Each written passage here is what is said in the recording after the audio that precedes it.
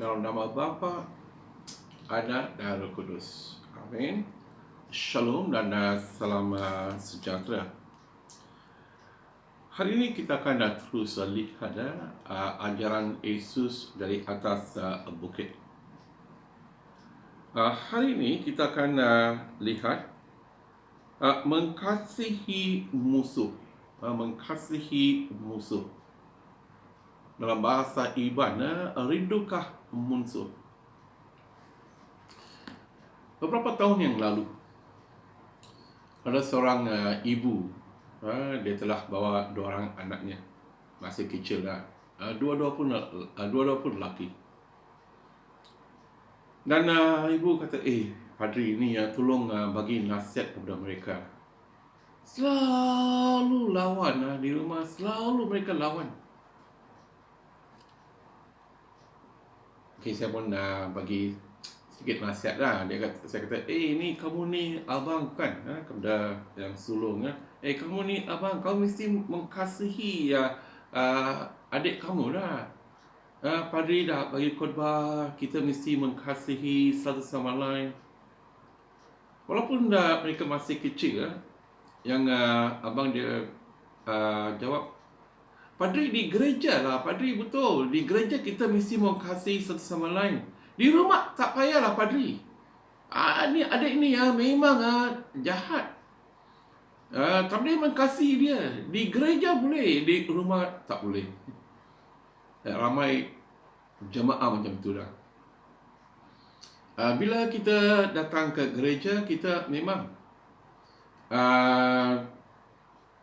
mengasihi, walaupun bukan dari hati kita tunjuklah macam kita tak ada apa-apa masalah. Tapi kadang-kadang dalam hati kita memang rasa susah nak mengasihi seseorang yang telah buat jahat kepada kita, yang kita menganggap sebagai musuh kita. Di tempat kerja, kadang-kadang di sekolah, di tempat tinggal, kita tak mau tengok muka mereka pun. Saya ini orang India lah. Kadang-kadang mereka berkata, mereka dah lawan. Mereka akan kata, selepas saya mati pun kamu jangan tak datang tengok saya. Tengok dalam hati dia memang benci, dia tak nak memaafkan musuh dia.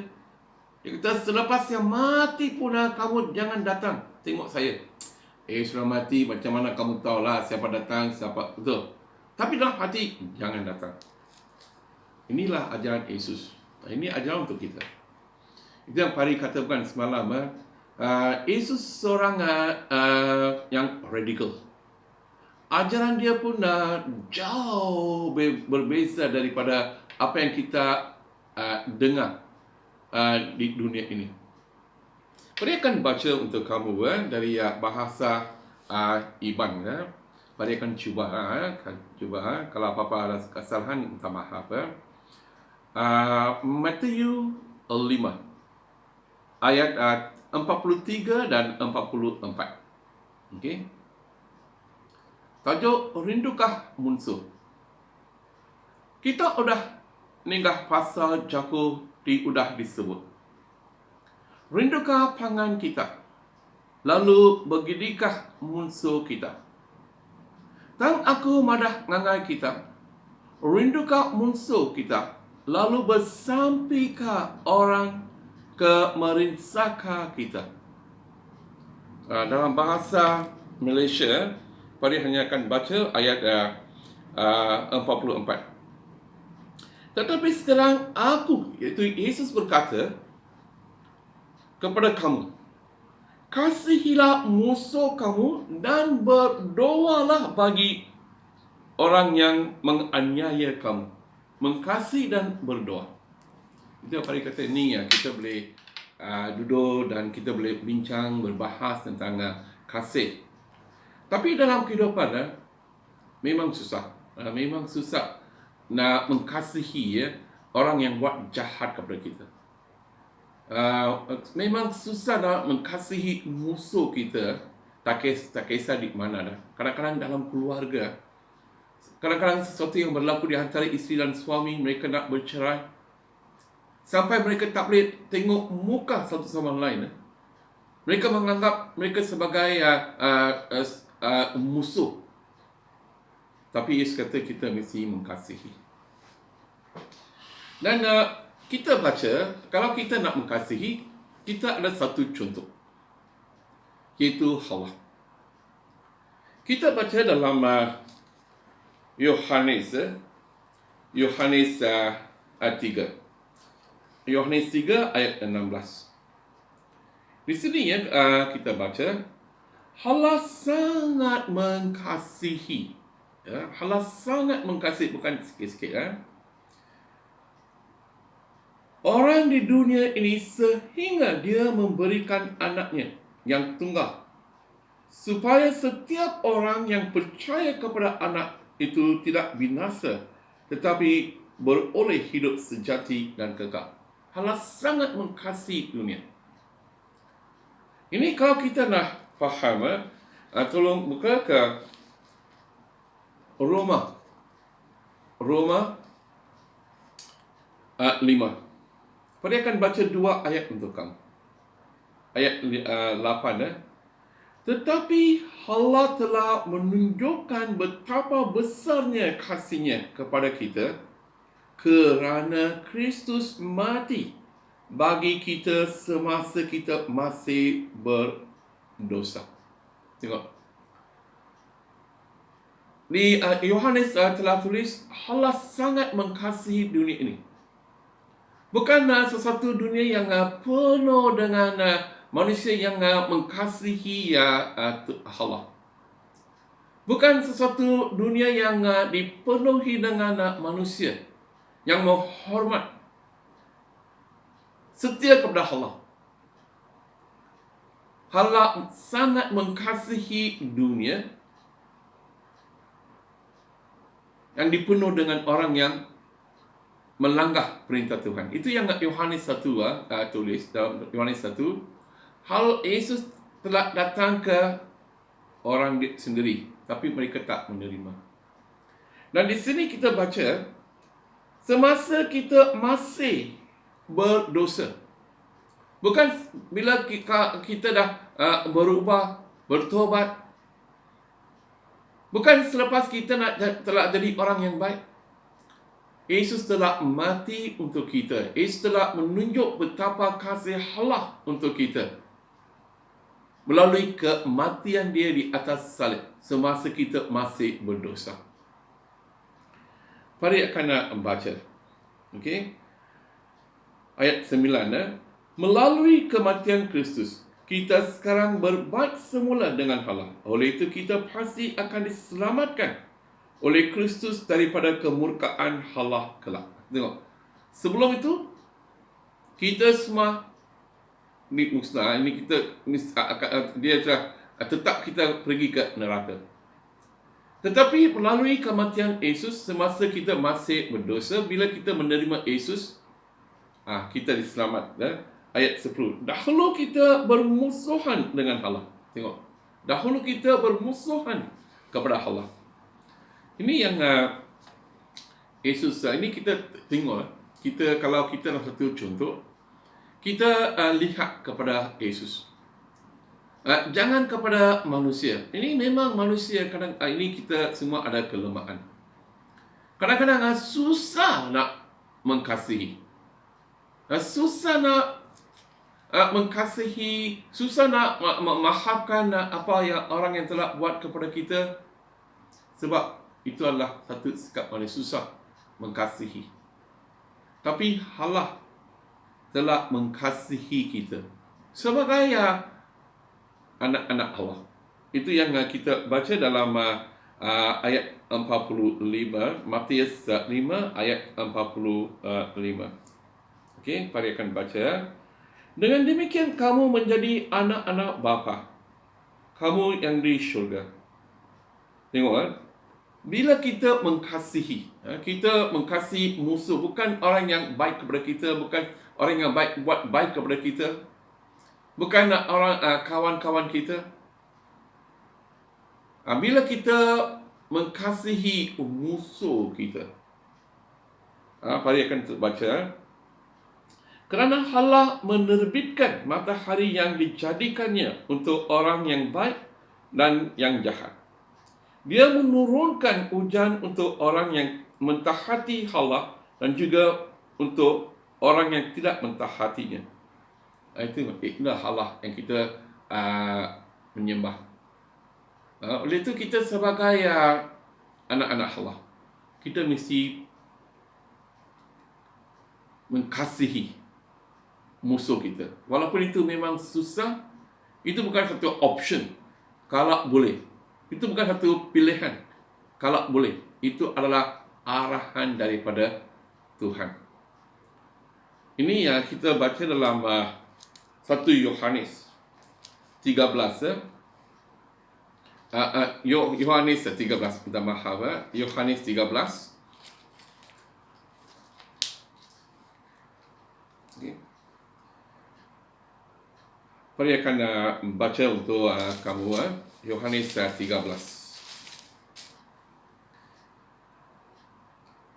Sekarang aku memberikan perintah baru kepada kamu. Hendaklah kamu saling mengasihi. Dia kata ni ya.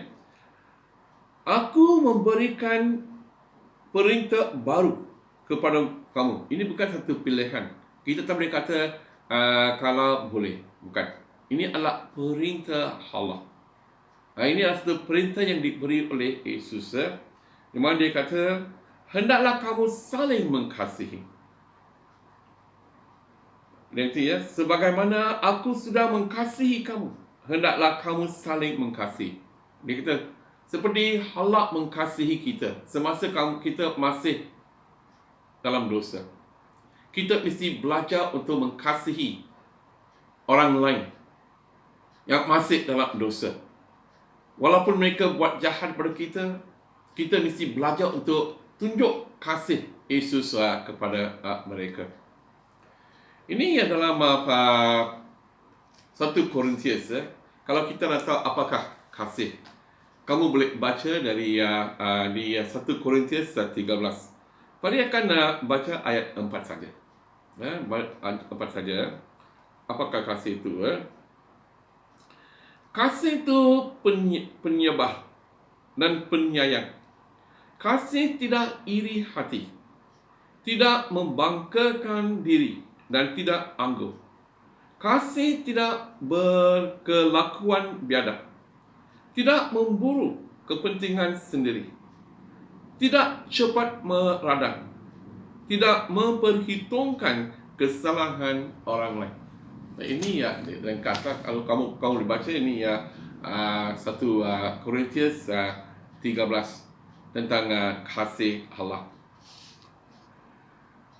Dan bila kita juga baca, kalau kamu buka ke apakah ajaran Yesus tentang kasih, okey, kasih tentang macam mana kita mengasihi musuh. Amsal 24. Amsal 24. Okey. Ayat 17. Jangan bersukacita apabila musuhmu kena celaka, dan jangan tertawa apabila dia jatuh. Ini yang kita selalu buat, bukan? Bila sesuatu berlaku kepada musuh kita, kadang-kadang dalam hati kita pun bersyukurlah. Kadang-kadang kita kata, bersyukurlah Tuhan, Tuhan telah menghukum dia. Itu bukan satu niat yang baik. Itu bukan dari Tuhan. Alkitab berkata, janganlah bersukacita apabila musuhku kena celaka, dan jangan tertawa apabila dia jatuh. Bila sesuatu berlaku kepada bukan saja kawan, ahli keluarga, kepada musuh kita pun, jangan, dia kata ni ya, jangan tertawa. Ini dalam kehidupan padri ya. Padri ada banyak pengalaman. Ini bila anak saya Rebecca dia telah balik ke Yesus. Ada yang ramai mereka datang, mereka bagi sokongan dan mereka kata jangan Padri jangan menangis. Rebecca sekarang ada di tempat yang lebih baik. Allah sayang dia lebih. Macam-macam mereka datang untuk bagi dorongan dan sokongan kepada padri dan keluarga. Tapi ada juga yang kata ini sebab padri dah berdosa dah. Ini adalah hukuman daripada Tuhan. Saya ada seorang padri pun bercakap macam tu. Dia kata mungkin ini sebab dia dah asyikan dah berdosa. Sebab dia dah buat jahat. Oleh itu Allah telah mengambil anak dia. Tengok manusia. Untuk manusia mereka bila sesuatu yang berlaku, walaupun kita memanggil kita seorang Kristian murid Yesus, susah nak mengasihi. Dan di sini dia kata ni ya, jangan tertawa. Jangan tertawa. Bila musuhmu jatuh. Dan kita juga baca dalam Amsal 25 ayat 21. Dia kata jika musuh kamu lapar, berilah mereka makan. Jika mereka dahaga, berilah mereka minum. Dia kata bukan saja doa, dia kata kamu nampak musuh kamu. Sekarang ini musim Covid. Mungkin kamu tahu ada orang keluarga yang dalam kesusahan sebab tak ada kerja. Janganlah kata dalam hati, inilah hukuman Tuhan. Ini sekarang tengok apa yang terjadi kepada mereka. Mereka tak ada duit untuk beli makanan. Ini adalah hukuman Tuhan. Bukan. Tak kisah mereka ini kawan kah, musuh kah. Kalau mereka dalam keperluan, tolong saja. So itulah sikap, itu yang Yesus memanggil kita buat. Yesus kata kita adalah anak dia, oleh itu kita mesti mengasihi musuh kita. Tak kisah apa yang mereka buat kepada kita. Dan lagi satu contoh yang Padri akan nak bagilah. Kadang-kadang orang kata Padri saya temu kawan dengan dia. Saya pernah dengar dia mereka reject dalam block. Mereka block dalam phone mereka. Mereka kata saya temu dia dalam Facebook, saya temu dia dalam Instagram, WhatsApp. Sebab dia telah mereka rasa dia telah cakap sesuatu memfitnahkan mereka. Kadang-kadang susah lah. Dalam pengalaman Padri saya ini biasalah kalau kamu seorang pemimpin. Ini orang suka tulis surat racun, poison pen letter. Mereka suka tulis lah. Walaupun mereka tak ada masa untuk baca firman Tuhan, tak ada masa untuk berdoa, tapi kadang-kadang mungkin mereka tak ada masa untuk masak pun lah. Order sajalah. Tapi mereka suka tulis surat racun lah. Bila saya dapat surat racun, hati saya pun dah macam gunung berapi dah, macam mau meletup. Kadang-kadang mereka juga tulis tentang keluarga. Dalam 1-2 surat mereka telah tulis tentang anak saya sekarang tak ada. Tapi saya telah belajar dari Rebecca.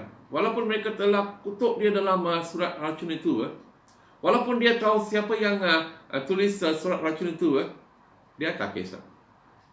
Dia masih boleh berkawan bersama mereka, kerja bersama mereka. Wah, saya ingat dia tengok orang tulis mereka mengutuk dia tak habis-habis dalam surat racun dia tak kisah. Sebab dia tahu diri sendiri. Biar orang cakap apa sajalah. Biar orang tulis apa sajalah. Sebab kalau kita tahu siapakah saya dalam Yesus. Kalau saya tak tahu siapakah saya, kita tak kisahlah. You boleh cakap apa sajalah. Itu yang kita belajar bukan? Dari Yesus. Kita baca dalam Markus 8, Markus 3. Di mana orang memanggil Yesus, mereka kata dia sudah jadi gila. Mereka kata Yesus dah jadi gila. Ada juga yang kata Yesus sudah dirasuki oleh roh jahat. Tapi Yesus tak pedulilah. Jika dia kata panggil saya gila kah, dirasuk oleh roh jahat kah, itu masalah kamu lah. Tapi saya tahu siapakah saya. Kalau kita tahu siapakah kita dalam Yesus Kristus. Dan kalau kita tahu saya pun adalah seorang pendosa, tapi sudah diselamatkan oleh Yesus. Walaupun saya seorang pendosa, kadang-kadang kita masih dosa, Allah masih mengasihi saya. Saya pun mesti mengasihi musuh saya. Itulah memang susah membuat. Tapi ini bila kita belajar untuk mengasihi, apa yang akan jadi ya? Tolong buka ke Yohanes. Tadi pagi yang baca ini ya. Yohanes 13. Okay, ayat 35. Jika kamu saling mengasihi, semua orang akan tahu bahawa kamu pengikut-pengikut aku. Dia kata ni, jika kamu saling mengasihi, tak kisah siapa. Itu yang paling kata ni, kita tak boleh hidup seperti orang lain. Kehidupan mesti ada perbezaan di antara kita dan orang yang belum kenal Yesus.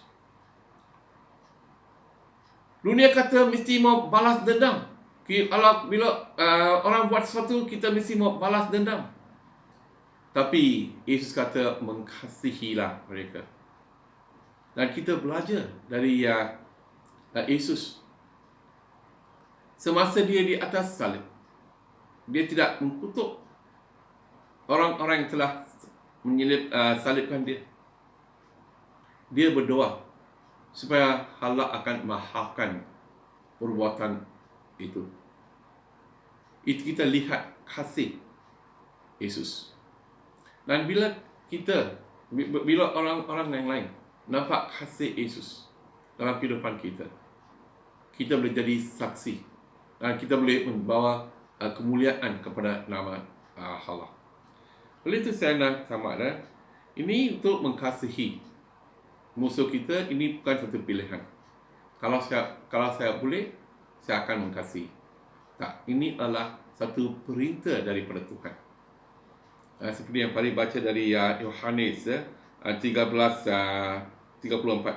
Sekarang aku memberikan perintah baru. Ini adalah satu perintah untuk mengasihi. Oleh itu saya jemput kamu untuk minta kekuatan daripada Roh Kudus. Ini sebagai manusia memang susah. Memang susah. Macam mana mengasihi orang selalu buat jahat. Tapi bila Roh Kudus hidup dalam kehidupan kita, dia akan menguatkan kita. Yang satu, kita mesti tahu siapakah saya dalam Yesus Kristus. Kalau saya tahu siapakah dalam Yesus Kristus, siapakah saya, senang untuk mengasihi. Sebab dengan kuasa Roh Kudus, kekuatan Roh Kudus, kita boleh mengatasi apa-apa cabaran saja. Untuk mengasihi musuh kita, untuk mengasihi jiran kita, mengasihi orang-orang yang lain. Tuhan memberkati kamu. Dalam nama Bapa, Anak dan Roh Kudus. Amin.